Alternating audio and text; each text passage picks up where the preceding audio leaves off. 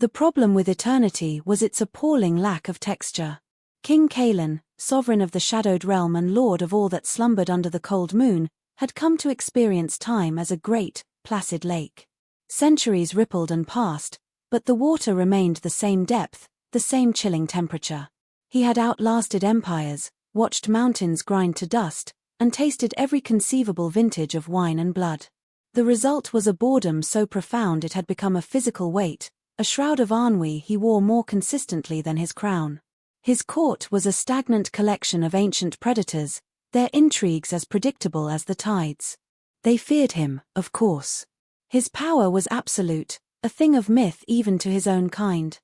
But fear was a dull instrument, and he was a musician who had forgotten how to play. Then came Captain Rhys. She was the newest commander of the Crimson Guard, the elite corps of mortals who, for reasons of immense fortune or immense desperation, swore their fleeting lives to the protection of the Eternal Throne. Kaelin had not even bothered to attend the ceremony of her appointment, another forgettable face in a parade of them. He first saw her in the Hall of Echoes, standing sentinel by the obsidian throne while he dispensed some tedious judgment upon a squabbling pair of provincial lords. He had expected the usual stance, ramrod straight, eyes fixed on the middle distance, a statue carved from fear and duty. Rhys was different. She was alert, her gaze sweeping the hall with an unnerving, predatory stillness. Her body was coiled, not with tension, but with readiness. She was a panther in a room of peacocks. And when his gaze met hers, she did not flinch or look away. She held it for a beat too long, a flicker of something that was not deference assessment, perhaps, or even a sliver of defiance, before her eyes continued their sweep. She was young, by mortal standards. Her hair was a practical knot of dark brown, and her face, unadorned and severe, was a tapestry of faint scars and resolute angles. But her eyes were ancient. They held the weary, cynical light of someone who had seen the worst of the world and was entirely unimpressed by it. Later that evening, in the quiet solitude of his observatory, he was tracing the slow, cold dance of the constellations when she entered. Her footsteps were nearly silent on the marble floor. "Your Majesty," she said. Her voice was a low contralto, a sound like gravel and honey. "The council awaits your presence for the final seal." He did not turn. "Let them wait," he murmured, his fingers ghosting over the celestial charts. "They have existed for 500 years. Another hour will not turn them to dust." A beat of silence. He expected an immediate, subservient retreat. Instead, he heard her shift her weight. "With respect, Your Majesty, Lord Vorna is threatening to have the cartographer flayed for his impertinent use of parchment. An hour might, in fact, turn him to dust." Kaelin finally turned. He arched a single, perfect eyebrow. The expression was a carefully cultivated tool, one that had made generals tremble and ancient vampires bow their heads. It had no discernible effect on Captain Rhys. She stood with her arms clasped behind her back, her expression one of weary patience. "You find Lord Vorna's temperament amusing, Captain?" he asked, his voice a silken threat. "I find it predictable," she replied, her tone perfectly even. "And a waste of a good cartographer. They're surprisingly hard to replace."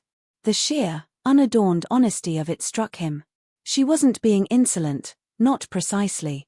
She was being practical. She was stating a fact as she saw it, without the customary layers of flattery and terror that usually coated every word addressed to him.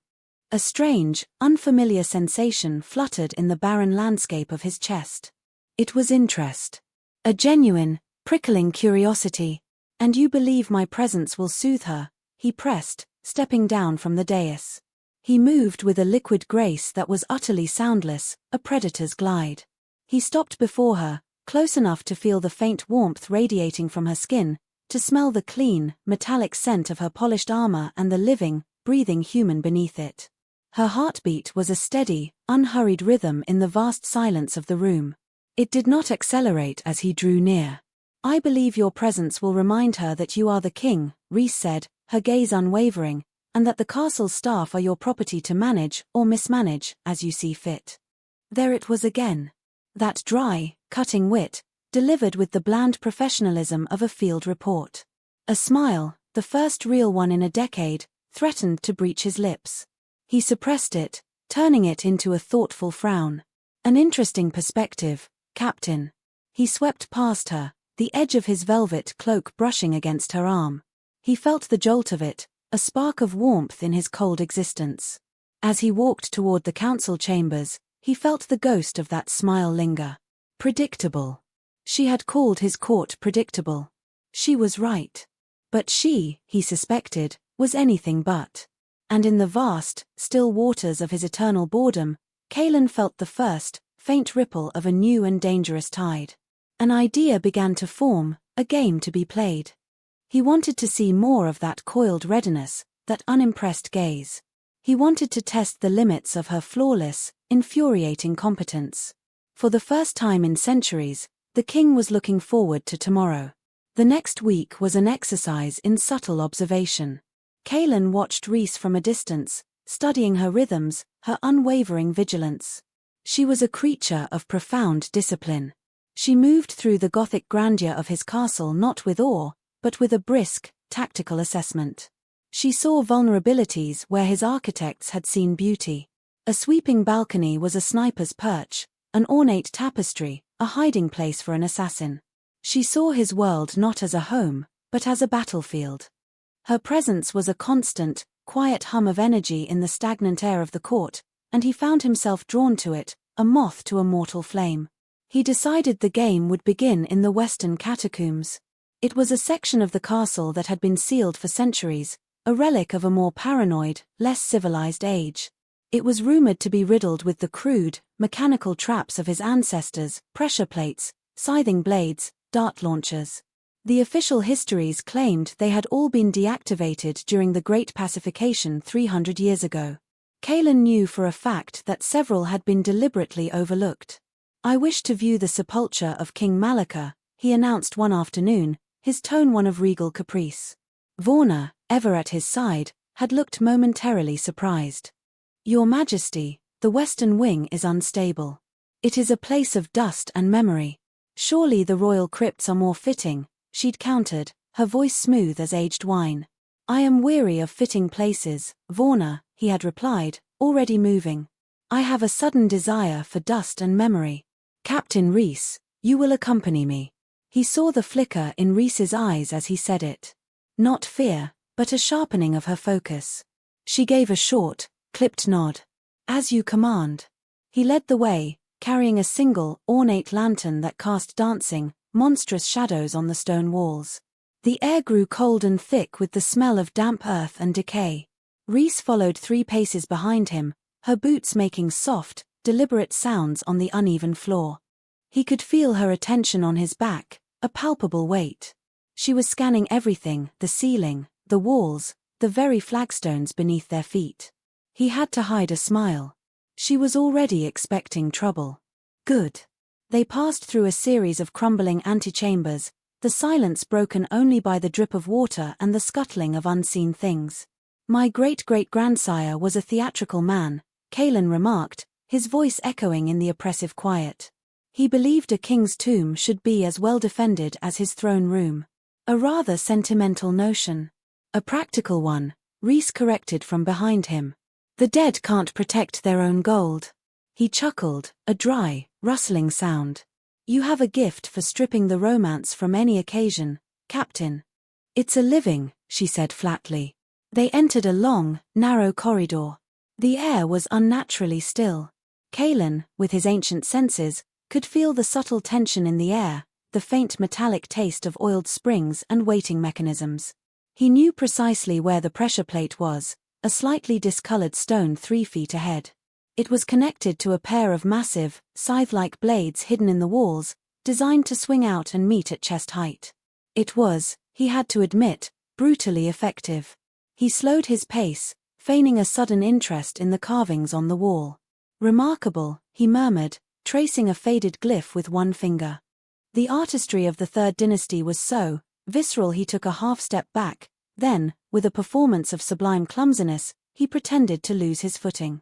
He stumbled forward, his arms flailing for balance, his entire body lurching directly toward the trigger stone. He allowed a look of wide-eyed, aristocratic surprise to cross his features. For a split second, he saw the scene from her perspective. The king, a creature of impossible grace, suddenly rendered as clumsy as a newborn foal, about to impale himself on his own history. The world exploded in motion. Rhys did not shout a warning. She did not hesitate. She moved with a speed that was almost supernatural for a mortal, a blur of dark leather and steel. She covered the distance between them in a single, powerful lunge, her body hitting his with the force of a battering ram. The impact drove the air from his lungs, a sensation he hadn't experienced in a millennium. They crashed to the floor, a tangle of limbs, his velvet cloak billowing around them. He landed on his back with her sprawled on top of him, her body a shield over his. The sound was deafening. A grinding clang of metal on metal echoed through the corridor as the twin scythes sliced through the space where his chest had been a second before.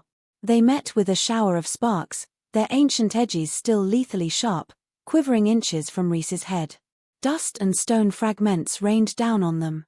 For a moment, there was only the sound of the blades humming in the sudden silence and Rhys's ragged breathing next to his ear. The warmth of her, the solid, living weight of her, was a startling reality. He could feel the frantic, powerful thrum of her heart against his ribs, a frantic drumbeat against his own still, silent chest. The scent of her was overwhelming: sweat, leather, and the sweet, intoxicating copper of her own blood, a small cut on her cheek from a flying stone chip. She pushed herself up, bracing her hands on his shoulders. Her face was inches from his, her eyes blazing with a cold, white-hot fury. "With respect, Your Majesty," she snarled, her voice a low, dangerous growl that vibrated through his entire body. "Are you blind or just suicidal?" He simply looked at her, at the fierce intelligence in her eyes, the smudge of dirt on her jaw, the tiny bead of blood on her cheekbone. The dust motes danced in the lantern light around her head like a chaotic halo. The game had worked even better than he had imagined.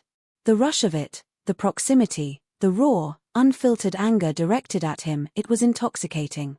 It was the most alive he had felt in 500 years. He did not smile. He did not dare.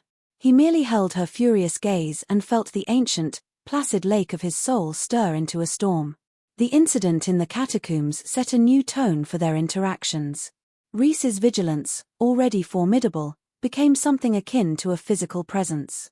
She watched him with an intensity that was both professional and deeply personal, as if she suspected him of being a danger primarily to himself. He found it endlessly entertaining. He had spent millennia being viewed as an untouchable predator, a force of nature. To be treated like a precious, breakable, and profoundly stupid object was a novelty of the highest order. So, naturally, he decided to escalate.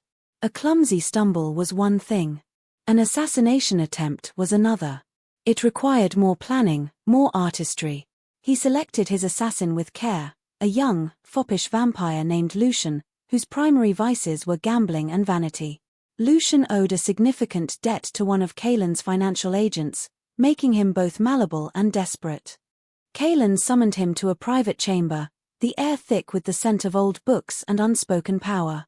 Lucian knelt, trembling, clearly expecting to lose a limb, or at least his inheritance. Kaelin circled him slowly. "Lord Lucian," he began, his voice a soft purr, "I have a task for you. A performance, if you will." He laid out the plan. During the afternoon promenade on the northern battlements, Lucian would stage an attack. He would be provided with a crossbow, a handsome, well-crafted weapon. Kaelin even allowed him to choose it from the royal armory. The bolt, however, would be a special commission, a solid steel shaft with a blunted tip, wrapped in just enough silver filigree to catch the light and look menacing. It would hit with the force of a thrown rock, painful, certainly, but hardly lethal to a being like Kaelin. In return for his theatrical outburst, Lucian's debts would be erased, and a generous stipend would be settled upon him, provided he could spend the next year in a distant, comfortable exile. Lucian, seeing a way out of his troubles, agreed with wide-eyed, sycophantic fervor. The day was perfect for it. A pale, watery sun hung in the sky, casting long, dramatic shadows across the courtyard below. Kaelin walked the stone parapet, feigning a deep interest in the training of the new guard recruits below. Rhys was at his side, her gaze not on the courtyard, but on the rooftops, the shadowed archways, the faces of the courtiers who drifted nearby. She was a study in coiled tension. The new recruits lack discipline, Kaelin commented idly, leaning against the Merlin. Their footwork is atrocious. They're 16, Your Majesty, Rhys said without looking at him. Their footwork is the least of their problems. That one, she nodded subtly to the left, has his greaves on backward. Kaelin almost laughed. He loved that about her, the complete absence of romanticism. He saw history and grandeur, she saw tactical flaws and shoddy equipment. It was then that Lucien made his move. He burst from a nearby turret doorway, his face a mask of practiced rage. "Tyrant," he screamed, his voice cracking with a bit too much melodrama. "Your reign of stagnation ends today." He raised the crossbow, the silver-tipped bolt glinting in the pale sunlight. The court gasped. Guards fumbled for their swords. For his part, Kaelin arranged his features into a mask of regal shock, widening his eyes just so. He even allowed himself a small, vulnerable step backward, as if truly caught off guard. He turned his head, watching Rhys from the corner of his eye. She was already a blur. Before Lucien could even properly aim, she had crossed the 10 feet between them. One hand struck the crossbow, sending it flying over the battlements to clatter on the stones below. Her other hand seized Lucien's wrist, twisting it at an angle that made the young vampire cry out in pain. In the next fluid motion, she spun him around, slammed him face-first into the stone wall, and had a silver-laced dagger pressed against his throat. The entire sequence took less than 3 seconds. It was a masterpiece of violent efficiency. The battlements were silent, save for Lucien's pathetic whimpering. Rhys held him there for a moment, her breath not even quickened, before 2 of her guards rushed forward to drag the assassin away. She didn't watch them go. Her attention snapped back to Kaelin. Her eyes were chips of flint. She strode toward him, closing the distance until she had him backed against the cold stone of the parapet. She wasn't touching him, but he felt pinned by the sheer force of her presence. Her hands came up, not in deference, but to pat him down, checking for injuries he could not possibly have sustained. The search was rough, impersonal, and yet breathtakingly intimate. Her fingers brushed his chest, his arms, his sides, a frantic, proprietary assessment. When she was satisfied he was unharmed, she planted her hands on the wall on either side of his head, caging him in. Her face was close, her eyes blazing with a fury that made her previous anger in the catacombs seem like mild irritation. "All right, that's it," she hissed, her voice a low, vibrating snarl that was for his ears alone. "I'm done. Are you trying to get killed, or are you just an idiot?" He stared into her furious eyes, at the pulse beating in her throat, the fierce line of her mouth. He could feel the warmth of her body, smell the scent of righteous anger coming off her like a perfume. This was 1,000 times better than the catacombs. This was a raw, unfiltered emotion she would never dare show anyone else, an intimacy born of exasperation and a fierce, unwilling protectiveness. All the air in the world couldn't fill his lungs. In that moment, caged between her arms, with the entire court watching, the ancient, bored vampire king realized he was, irrevocably and inconveniently, falling in love. Just over her shoulder, he saw Lady Vorna. She stood apart from the gawking crowd, her expression a careful, unreadable mask. But he knew how to read the subtle tightening of her lips, the cold glint in her eyes. She was not seeing a king amused by his guardian's spirit. She was seeing a king cornered by a mortal, his authority challenged, his focus diverted. She was seeing weakness. And Kaelin, lost in the fire of Rhys's gaze, failed to recognize the danger in Vorna's. He was so captivated by his game that he didn't realize another, far more deadly one, was already in play. In the weeks that followed, Kaelin found the desire for his dangerous games waning. The thrill of manufactured chaos felt cheap and hollow compared to the quiet, complex tension that now hummed between him and his captain. He ceased his accidents, content instead to simply observe her, to create opportunities for them to exist in the same space. The grand, echoing halls of the castle began to feel less like a prison and more like a stage for a subtle, two-person play. He took to spending his evenings in the Royal Library, a cavernous, multi-tiered rotunda where the silence was so profound you could hear the dust settling on forgotten philosophies. He would sit by the fire, a tome of ancient poetry open but unread in his lap, and wait. Inevitably, Rhys would appear, a silent shadow by the doorway, her presence a silent announcement that she was assuming the night watch. For the first few nights, they sat in silence, separated by 20 yards of polished marble and a chasm of rank. One night, as she stood sentinel, her gaze fixed on the towering, moonlit windows, he finally spoke into the quiet. "It is a lonely duty, is it not? To watch while others sleep." She didn't turn, but he saw her shoulders tense slightly. "The pay is good," she said, her voice flat. "No mortal pays this well, Captain," he countered softly.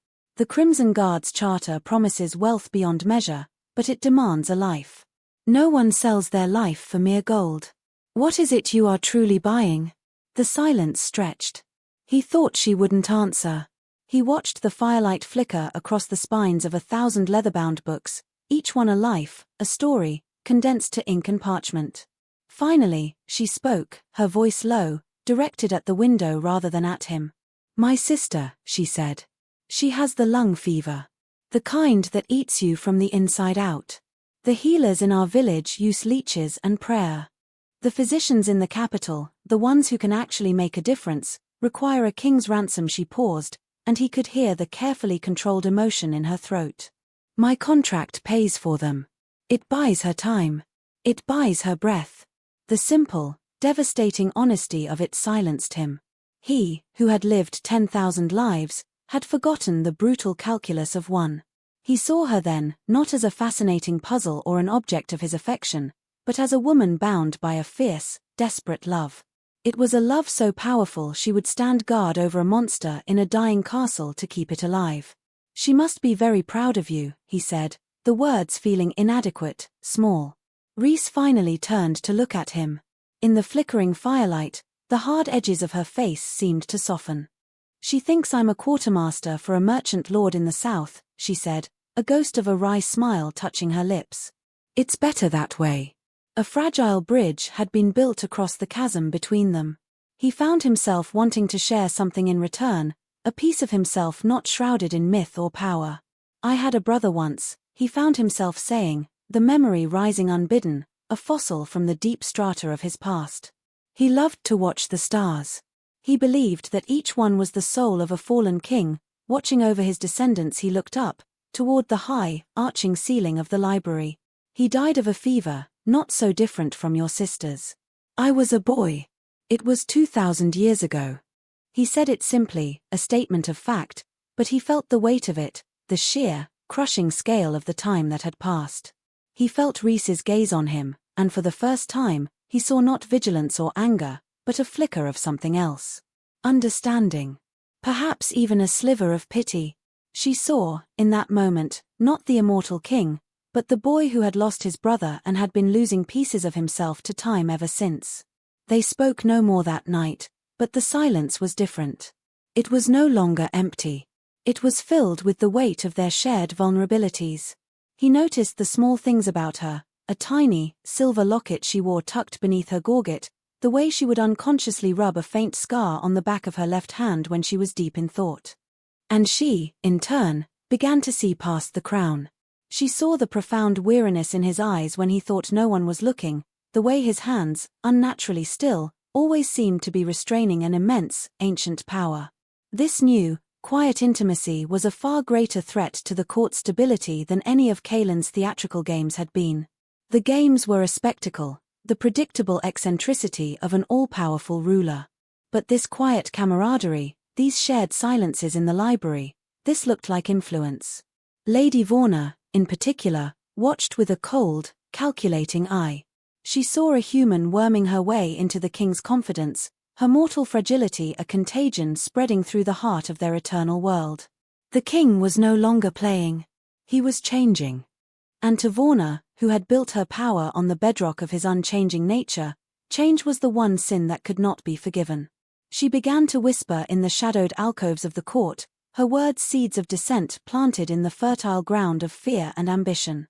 The king was compromised. The king was weak. The throne was, perhaps, becoming vulnerable. Lady Vorna moved through the shadowed corridors of Kaelin's court like a disease of the blood, silent and purposeful. From Kaelin's perspective, she was a fixture, a polished and unyielding piece of his eternal landscape. She had been his advisor for 7 centuries, her counsel as sharp and reliable as obsidian. He had come to rely on her efficiency, her dispassionate analysis, mistaking her lack of sentiment for loyalty. He failed to see the ambition that burned behind her cool, grey eyes, a fire banked for centuries, waiting for the right breeze to fan it into a conflagration. From her own perspective, Vorna was not a traitor, she was a purist. She remembered the old ways, the glorious, blood-soaked nights when their kind did not hide in Gothic castles but ruled the darkness as gods. Kaelin's reign, in her eyes, had been one of slow, decadent decay. He had traded conquest for aesthetics, terror for order. He had allowed their power to stagnate, to become a story whispered by mortals rather than a truth screamed by them. And this new obsession, this fascination with a mortal soldier, was the final, unforgivable symptom of his decline. She saw him in the library, his gaze fixed on the human guard, an expression on his ancient face she hadn't seen in centuries, not power, not command, but a kind of wistful longing. He was captivated by a creature whose heart would beat its last before the castle's oldest tapestries had faded another shade. It was, to Vorna, a profound sickness of the soul. A king who could be so thoroughly distracted by a gnat was no longer fit to command a nation of lions. Her coup was not just a grab for power, she framed it in her own mind as a necessary amputation, a cutting away of the rot to save the whole. She began her work in the places Kaelin no longer frequented, the sparring chambers where younger, more restless vampires honed their skills, the crypts where old, conservative families paid homage to their sires, the wine cellars where grievances were aired over goblets of crimson. Her words were carefully chosen, venom dipped in honey. To Lord Valerus, a warrior whose glory days were long past, she spoke of honor. Do you see how he allows that human to speak to him? She corners him on the battlements, and he does nothing. The Crimson Guard was meant to be our shield, not our master. He shames the throne. To the matron of the House of Cyrillus, a schemer who felt her family had been overlooked, she spoke of legacy. He has no heir. He shows no interest in securing the bloodline. Instead, he spends his nights in the company of a common mortal. What becomes of us when his fleeting amusement ends? Who will rule then? To the younger, ambitious ones, she spoke of the future. He is content with this, stasis. He clings to treaties and accords. The mortal world grows, changes, while we wither in our fortress of memories. We should be feasting on their progress, not hiding from it. A new age requires a new monarch. She used Kaelin's own games against him. The accident in the catacombs became a sign of his carelessness, his disregard for his own sacred life. The assassination on the battlements was proof of his weakness, his inability to control even the feckless youth of his own court. His quiet moments with Rhys were twisted into evidence of a mortal's insidious control over his mind. The announcement of the annual Grand Masquerade provided her with the perfect stage. It was the one night of the year when the court's rigid protocols were relaxed, when masks offered anonymity and the celebratory atmosphere could easily mask the first moments of a rebellion. It was a tradition Kaelin upheld out of sheer inertia, another predictable ritual in his endless calendar. Vorna saw it as a divine opportunity. She planned every detail with chilling precision. Her loyalists would wear a specific marker, a raven's feather tucked into their costume.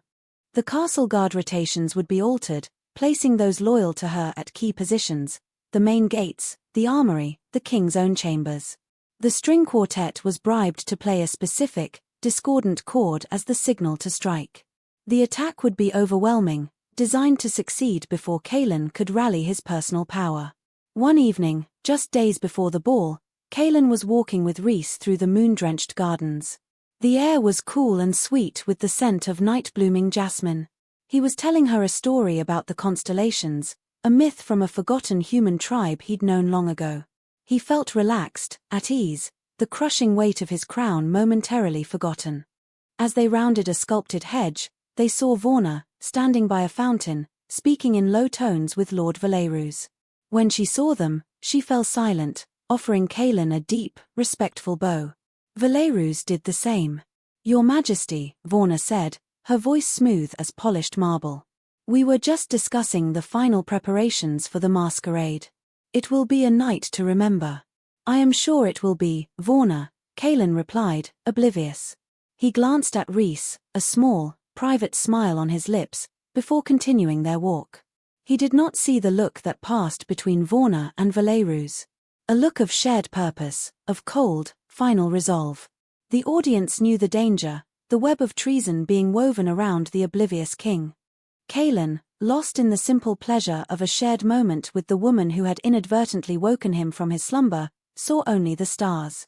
He was so focused on the one, bright, burning light of his new fascination that he failed to notice the encroaching darkness all around him.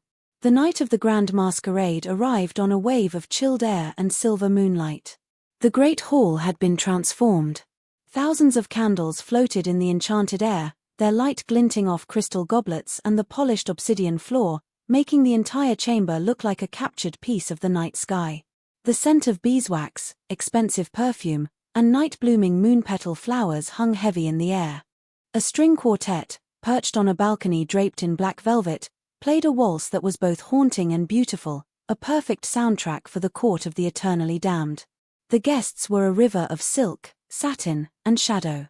Their costumes were elaborate, fantastical creations, beasts of myth, forgotten gods, personifications of vice and virtue. Behind masks of porcelain, leather, and precious metal, ancient eyes watched with predatory stillness. It was a beautiful, dangerous illusion, a civilized veneer over a room full of monsters. Kaelin, by tradition, wore no mask. His face, more striking and severe than any artifice, was his own. He stood on the dais, observing the spectacle with a familiar sense of detachment. But this year, it was different. This year, Rhys stood at his side, and her presence changed the texture of the entire evening. She wore her immaculate crimson guard uniform, the dark red a stark slash of color against the swirling blacks and silvers of the ball. A simple, black domino mask covered her eyes, but it did little to conceal her sharp, assessing gaze as it swept the room, missing nothing. "You look entirely out of place, Captain," Kaelin murmured, his voice low enough for only her to hear over the music.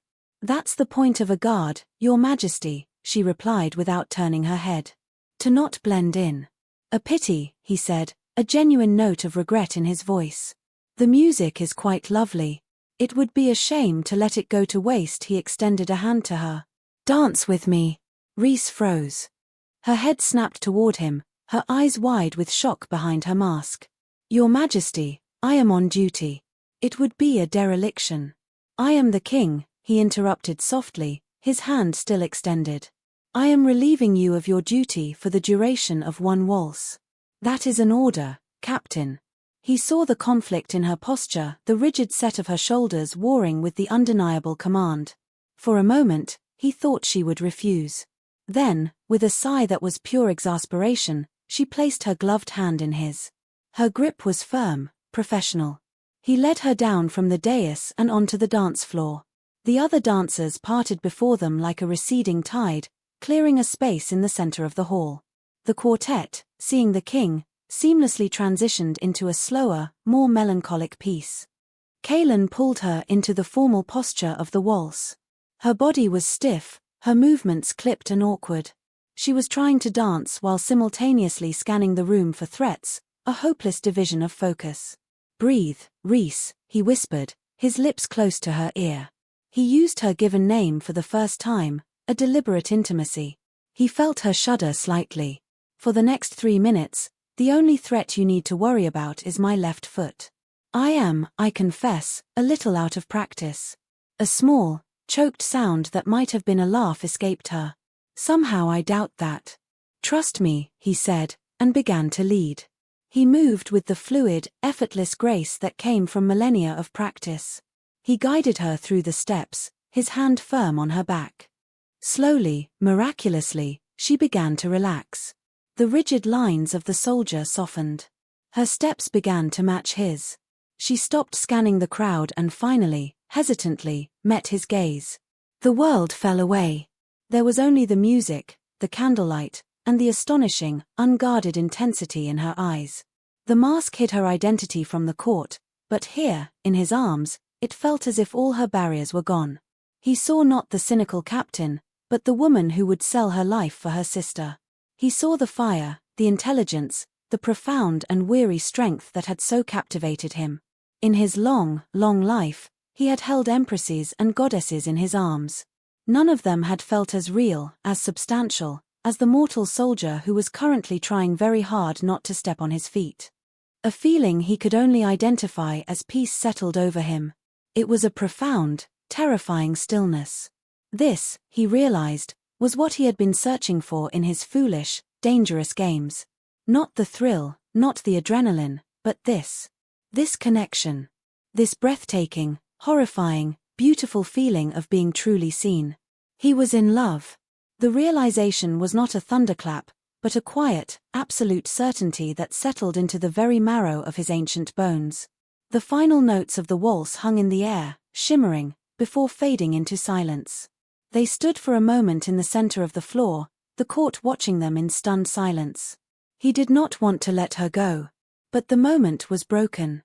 Lady Vorna glided toward them, a vision in silver and black, her mask a magnificent, cruel-looking hawk.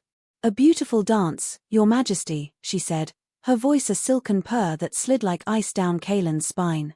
"You look happy." There was something in her tone, a finality, a predatory chill that cut through the warm haze of the moment. Kaelin looked into the dark, mirrored lenses of her mask and, for the first time, felt a genuine flicker of unease. Vorna gave a small, almost imperceptible nod toward the musician's balcony. And then, the music stopped. Not with a fade, but with a sudden, screeching, discordant chord that ripped through the hall like a scream. It was the signal. The great oak doors at the end of the hall slammed shut with a deafening boom. The enchanted candles flickered and died, plunging the room into a terrifying gloom, lit only by the cold, blue moonlight slanting through the high windows. In the sudden, shocked silence, a new sound arose. The chilling, unmistakable whisper of steel being drawn from 100 hidden sheaths. The grand masquerade was over. The coup had begun. Chaos erupted in a heartbeat. The signal cord was still echoing in the vaulted ceiling when Vorna's loyalists moved. They were a tide of black and silver, raven feathers stark against their costumes as they shed their festive facades to reveal the armor and weapons beneath. The attack was not a disorganized melee, it was a brutally efficient, coordinated strike. One group secured the doors, their swords forming a glittering, impassable wall. Another swarmed the royal dais, cutting off any retreat. The main force, led by Lord Valerus, surged toward the center of the room, their target singular and absolute, the king. Kaelin was frozen for a fraction of a second. Not by fear, he had not felt true fear in 2,000 years, but by the sheer, cold shock of the betrayal. Vorna. His advisor. The one constant in his court for 700 years. The logic of it was so monstrous it momentarily defied comprehension. He saw her across the room, the hawk mask discarded, her face a pale, triumphant sneer in the moonlight. But his paralysis lasted only a moment, because Rhys was already in motion. The instant the doors slammed shut, she had released him, shoving him behind her as she dropped into a low, defensive crouch. There was no transition. The captain who had been stiff and uncertain in his arms just moments before was gone, replaced by a lethal predator. Twin blades, their edges laced with silver that gleamed hungrily in the gloom, seemed to materialize in her hands. The first of Vorna's soldiers reached them, a hulking brute in a minotaur mask, his axe swinging in a deadly arc. Kaelin began to raise a hand, a flicker of shadow magic ready on his fingertips. He was too slow. Rhys moved like lightning. She didn't meet the axe head-on. She flowed under the swing, her body impossibly low to the ground. One blade slid upward, finding the gap between the vampire's gorget and breastplate with surgical precision. Her other blade slashed across the back of his knees. The vampire gave a choked cry and crumpled, his heavy armor clattering on the obsidian floor. She was a whirlwind. A dance far deadlier and more intricate than the waltz. Her movements were economical, precise, utterly without wasted energy. Every parry flowed into a riposte, every dodge into a strike. She fought not with the brute force of her opponents, but with a terrifying, intimate knowledge of their anatomy, her silver-laced blades seeking out the vulnerabilities in their armor, the seams in their defenses. She was a single, disciplined storm of steel in the heart of the chaos. Kaelin felt a surge of cold, black rage. This was real. The blood being spilled was real. The danger to Rhys was real. And it was his fault. His games, his blindness, his arrogant boredom had led them here. He had treated his own life as a toy, and now she was paying the price, bleeding for his folly. He saw Lord Valerus break through the fray, his massive broadsword raised high, aimed directly at Rhys's exposed back. The rage coalesced into power. Tendrils of pure darkness, cold and tangible, erupted from Kaelin's hands. They shot across the floor, faster than thought, wrapping around Valerus's ankles. The ancient warrior roared in surprise as he was yanked off his feet, crashing to the floor an inch before his sword could find its mark. Rhys spun, her eyes meeting Kaelin's for a split second. There was no time for words, but an understanding passed between them. She gave a sharp, almost imperceptible nod. He was no longer the asset to be protected, he was her partner in the fight. They fell into a natural, deadly rhythm, moving back to back. Her silver blades were a flashing, sunbright counterpoint to his creeping, moondark magic. She was the defense, her blades a near-impenetrable wall of steel that deflected and disabled any who came too close. He was the offense, his shadows lashing out to disarm, to entangle, to throw their enemies off balance, creating openings for her lethal strikes. They moved as one organism, a perfect fusion of mortal skill and immortal power. The courtiers who remained loyal to the crown, seeing their king finally roused to battle, took heart and joined the fray, turning the one-sided ambush into a desperate, swirling brawl. But Vorna's forces were numerous, and they were prepared.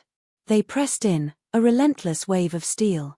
For every traitor they struck down, two more seemed to take their place. Kaelin felt a flicker of something he hadn't felt in centuries, the strain of sustained combat. He was powerful, but his power had been a tool of intimidation and execution, not a weapon of war. He saw the opening a moment too late. A traitor, armed with a serrated silver dagger, slipped past his shadow wards while he was occupied with three others. The man lunged not at Kaelin, but at Rhys. She spun to meet him, her sword catching his dagger hand, but his momentum carried him forward. The blade, intended for her heart, slashed across her left forearm. Rhys cried out, a sharp, ragged gasp of pain. The sound cut through the din of battle and struck Kaelin like a physical blow. He turned and saw her stumble back a step, her face pale, a dark line of blood welling up on her arm, soaking the sleeve of her uniform. The sight of it, her blood, her pain, shed in his name, on his floor, broke something inside him. The last vestiges of the bored, theatrical monarch, the player of games, the connoisseur of ennui, burned away in a flash of pure, incandescent fury. The games were over. The shift was not gradual. It was a cataclysm. The ambient temperature in the great hall plummeted, a wave of unnatural cold washing over the battle. The remaining candlelight didn't just flicker, it was snuffed out, consumed by an encroaching darkness that was not a mere absence of light, but a tangible, hungry presence. The very shadows in the room deepened, stretching and twisting into monstrous shapes. They detached from the walls and pillars, coalescing around Kaelin like a living cloak. His eyes, which had been the color of aged blood, now blazed with a cold, terrifying crimson light that cut through the gloom. A low hum of raw power filled the air, a sound that resonated in the bones and teeth of every being in the room, mortal and immortal alike. This was not the subtle, controlled magic he used for convenience or intimidation. This was the ancient, untamed power that had carved out his kingdom from the primordial darkness, the power that had made armies of his own kind kneel in terror. This was the reason he was king. He moved, and he was no longer a man walking, but a force of nature flowing. The darkness moved with him, a suffocating, crushing wave. He didn't touch his enemies. He didn't need to. A vampire lunging at him with a sword suddenly screamed as his own shadow rose up, solidified, and wrenched the weapon from his grasp before slamming him into a wall with bone-shattering force. A group of 3 traitors advancing on Rhys found themselves frozen in place, their limbs locked tight by tendrils of darkness as solid as iron. He was no longer fighting to win. He was fighting to protect her. Every surge of his power was calculated to create a perimeter around Rhys, a sanctuary of absolute safety in the heart of the chaos. He cleared a path for her, not by striking down her opponents, but by simply removing them, casting them aside like dolls. The traitors, who had prepared to fight a king, found themselves facing a god of shadows, an elemental force of despair. Their courage, born of ambition and Vorna's promises, shattered against the wall of his absolute power. They began to fall back, terror replacing their bloodlust. Rhys stared, her breath catching in her throat. She had guarded him, challenged him, thought she had begun to understand him. She had been a fool. She had been guarding a slumbering volcano, and she had only ever seen the quiet plume of smoke at its peak. Now, she was witnessing the full, terrifying eruption, and it was all being unleashed on her behalf. The sheer scale of it was humbling, awe-inspiring, and utterly terrifying. The king she had called an idiot was remaking the laws of physics to keep her safe. The battle dissolved into a rout. Vorna's loyalists threw down their weapons, falling to their knees, paralyzed by the overwhelming pressure of his aura. Soon, only one was left standing, Vorna herself. She stood amidst the wreckage of her ambition, her face a mask of disbelief and fury. Kaelin glided toward her, the shadows swirling at his feet. "You were my advisor for 7 centuries, Vorna," he said, his voice no longer human, but a chorus of echoes, the sound of stone grinding against stone in the deep, silent places of the world. "You, of all people, should have known better. You grew weak," she spat, raising her sword, a last act of defiance. "You let a mortal bauble distract you from your duty." Kaelin didn't even look at her sword. He raised a hand, and the shadows around Vorna constricted, encasing her in a shell of impenetrable darkness. Her sword clattered to the floor. She screamed, a muffled, desperate sound from within the void. "My weakness is a more potent thing than your ambition could ever be," he said, his voice returning to a semblance of its normal tone, though edged with glacial cold. He did not kill her. Death was a gift, a release. He let the shadow cocoon sink into the obsidian floor, imprisoning her in a timeless, lightless void deep within the castle's foundations, a fate of eternal sensory deprivation. "You will have an eternity to reconsider the nature of duty." The message was absolute. The silence that followed was profound. The surviving guests, loyal and traitor alike, stared at him, their faces pale with a terror he had not inspired in centuries. The king was awake. The crimson light faded from his eyes. The oppressive darkness receded, leaving the great hall a ruin of overturned tables, shattered crystal, and fallen bodies. The fight was over. His power settled back into its deep well, leaving him standing in the center of the devastation. His gaze swept the room, but he saw none of it. He saw only her. Rhys was leaning against a pillar, her face etched with pain and exhaustion. She had a makeshift bandage tied around her bleeding arm, but it was already soaked through. He crossed the room in 3 silent strides, the world narrowing until she was the only thing in it. He reached her and, with a gentleness that seemed impossible for the being who had just commanded the shadows of hell, he took her injured hand. His cold, immortal fingers brushed against her warm, blood-slicked skin. The contrast was a physical shock to them both. He carefully unwrapped the crude bandage, his touch light as a moth's wing. The cut was deep, the silver in the blade having left an angry, searing line on her flesh.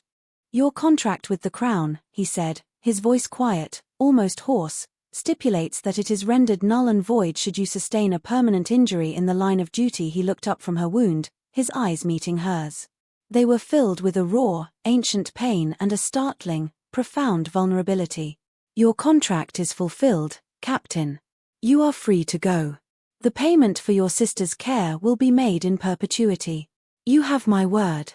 She stared at him, her expression a mixture of confusion and disbelief. All this power, all this rage, and now he was firing her. "You're letting me go," she whispered, the words catching in her throat. "I am," he said, his thumb gently stroking the back of her hand, avoiding the wound. He didn't let go. "The position of captain of the Crimson Guard is clearly too dangerous. I cannot, in good conscience, allow you to continue in the role." He paused, his gaze holding hers, stripping away every last layer of artifice and power. He was just Kaelin, the man who had played foolish games to feel something, anything, and had found more than he had ever bargained for.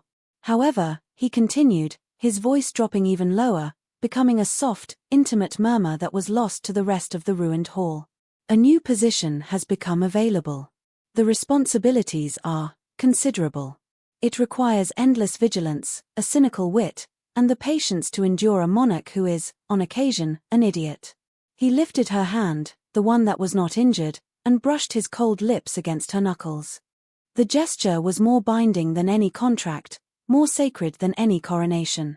I am offering you a promotion, Rhys. I am offering you the throne beside mine. I am offering you the title of queen. Rhys's world tilted on its axis. The adrenaline from the fight, the shock of Vorna's betrayal, the terrifying spectacle of Kaelin's true power, it all receded, leaving only this impossible moment. The King of Shadows, the ancient being who had just entombed his oldest advisor in living darkness, was holding her hand like it was a fragile, priceless artifact and offering her a crown. Her mind struggled to connect the terrifying force of nature from moments ago with the man before her, whose eyes held a desperate, hopeful plea. She looked from his face to the devastation around them. The shattered remnants of the masquerade, the cowed and terrified survivors, the silent bodies of the fallen. This was his world. A world of eternal intrigue, of violence that was as beautiful as it was deadly. To be his queen was not to wear jewels and sit on a throne, it was to stand in the heart of this magnificent, dangerous storm. Forever. Her training, her instincts, her every cynical fiber screamed at her to run. To take his offer of freedom and gold and disappear back into the mortal world, to her sister, to a life where the dangers were simple things like fevers and bandits, not 700-year-old betrayals. But then she looked at him again. She saw past the power and the myth. She saw the profound, soul-deep loneliness he had tried to mask with boredom and theatrical games. She saw the man who had memorized the story of her scar and worried about her sister. She remembered the startling peace of being in his arms during the waltz, a quiet center in a swirling universe. He was offering her a throne, but what he was asking for was something far more terrifying and far more precious. He was asking her not to leave him alone in his eternity. Her voice, when she found it, was rough. "You're insane," she breathed. A flicker of something, fear, perhaps, crossed his face. "That has been said before. A promotion," she continued, a note of her old, defiant sarcasm creeping back into her tone, a familiar armor in an unfamiliar world. "And what does being queen entail? More chasing after an idiot who thinks ancient death traps are a spectator sport?" The tension in his shoulders eased. The desperate hope in his eyes was joined by a flash of the familiar, amused admiration she knew so well. A smile, a true and genuine smile that had nothing to do with games or irony, transformed his face. It was like watching a sunrise after 1,000 years of night. It lit him from within, chasing away the ancient shadows and revealing the man beneath the monarch. "No," he said, his voice soft, yet carrying the weight of a vow. "It means I'll have someone to stop me." He squeezed her hand, his thumb tracing patterns on her skin. "It means I'll have a reason to be careful. To be better." He leaned in closer, his forehead resting against hers for a moment, an act of profound surrender. "It's never, ever boring with you, Rhys." That was the truth, wasn't it? Her life before this had been a series of duties, of hardships endured for the sake of another. Here, in this madhouse of ancient predators and gothic shadows, she had felt more alive, more challenged, more herself than ever before. He hadn't just woken up from his boredom, he had woken her from her own quiet, dutiful slumber. She did not give him a formal yes. Words were too small for the magnitude of the choice.